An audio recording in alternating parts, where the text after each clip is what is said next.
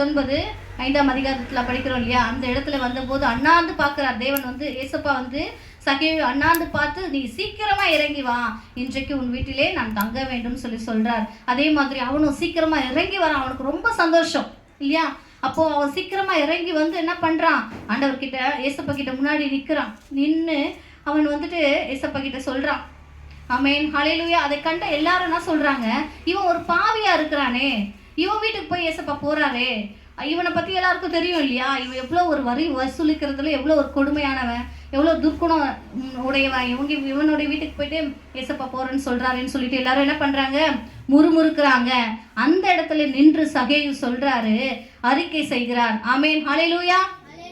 அதே 19வது 8வது வசனத்துல என்ன அறிக்கை செய்கிறான்னு பார்க்கலாமா. சகேயு நின்று கர்த்தரை நோக்கி, ஆண்டவரே, என் ஆஸ்திகளில் பாதியை ஏழைகளுக்கு கொடுக்கிறேன். நான் ஒருவனிடத்தில் எதையாகிலும் அநியாயமாய் வாங்கினது உண்டானால் நாளத்தனையாக திரும்ப செலுத்துகிறேன் என்றான்.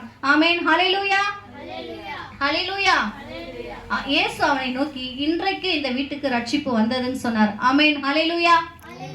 அதாவது அவன் மனசுல அவன் செஞ்சது பாவன் உணரும் பொழுது ஏசப்பா அவனை நோக்கி கூப்பிட ஆரம்பிச்சிட்டார். மகனே, நீ இறங்கி சீக்கிரமாய் வான்னு சொல்லிட்டார் இல்லையா.